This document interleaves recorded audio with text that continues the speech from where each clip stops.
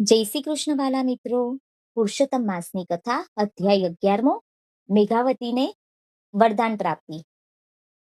શ્રી કૃષ્ણ ગંભીર સ્વરે બોલ્યા, યુધિષ્ઠિર, શિવજીને મોઢેથી 5 પતિનું વરદાન સાંભળી મેઘાવતીનું મસ્તક લજ્જાના ભારથી નીચું ઢળી ગયું. 5 પતિની કલ્પના કરતા જ કાયા કંપી ઉઠી. શરીરમાંથી ભયની ધ્રુજારી પ્રસાર થઈ ગઈ.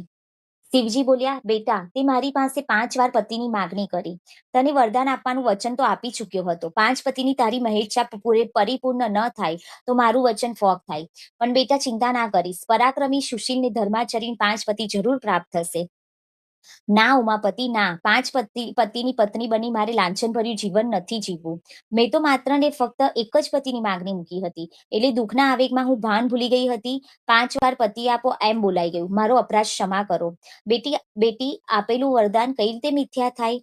પ્રભુ, આપે જેને અમૃત માનીને આપ્યું છે એ મારે માટે હરાહર ઝેર છે. આશીર્વાદ નથી, અભિશાપ છે. હું તો આપની ભક્ત છું. સદા શિવની ભક્તિ કરનારી સ્ત્રી 5 પતિની પત્ની થાય તો સંસારમાં આપની શોભા રહેશે નહીં. બેટી, ભોળાના સ્નેહભર્યા સર્વે સ્વરે બોલ્યા, મારું વરદાન અભિશાપ રૂપ નહીં બને એની હૈયા ધારણ રાખજે. આ જન્મમાં તને 5 પતિ પ્રાપ્ત નહીં થાય. તારું તપોબળ ખૂબ હોવાથી તારે ગર્ભવાસની કેદ પણ નહીં ભોગવવી પડે. તારી ઉત્પત્તિ યજ્ઞકુંડમાંથી થશે. આવતે જન્મે 5 પતિનું સુખ પ્રાપ્ત કર્યા પછી અંત સમયે તું મોક્ષ પદને પામીશ. પણ ભોળાનાથ, 5 પતિની પત્ની તરીકે હું સંસારમાં વગોવાઈ નહીં જાઉં? મારા કયા અપરાધોની આવી ભયંકર સજા મળી રહી છે? મેઘાવતી બોલી. બેટી, જેવી કરની એવી ભરની.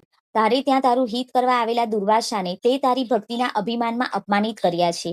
દુર્વાસા મારા અંશમાંથી જ જન્મ્યા છે, એટલે મને ખૂબ વહાલા છે.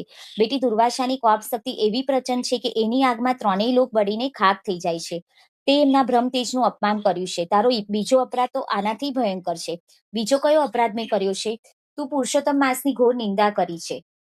એને મડમાસ તરીકે સંબોધી તારે હાથે જ નર્કલોકનું દ્વાર ઉગાડ્યું છે. શું પુરુષોત્તમ માસનું એટલું બધું મહાત્મય છે? ભય અને આશ્ચર્ય અનુભવતા મેઘાવતી બોલી. મેઘાવતી, શ્રી કૃષ્ણ ભગવાને પોતાનું ઐશ્વર્ય આ માસને અર્પણ કર્યું છે. આ માસ ભગવાનને પ્રાણથી અધિક પ્યારું છે. એનું વ્રત કરવાથી તને દુર્વાસાએ સલાહ આપી તો તે માસનું જ અપમાન કર્યું.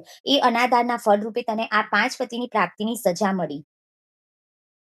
આટલું બોલી આશુતોષ અંતર્ધાન થઈ ગયા. ભોળાનાથની વિદાય પછી તો મેઘાવતીની ચિંતાનો પાર ન રહ્યો. સમૂહમાંથી છૂટી પડી ગયેલી હરિની આકાર વિકાર થઈ જાય એમ મેઘાવતી તરફડવા લાગી. 11મો અધ્યાય પૂરો થયો રે સુનોધરીને. વાલ મારા વાલા, વ્રત નિયમને આચરી રે. ઉતરજો ભવ પાર મારા વાલા. જય શ્રી કૃષ્ણ. રાધે રાધે.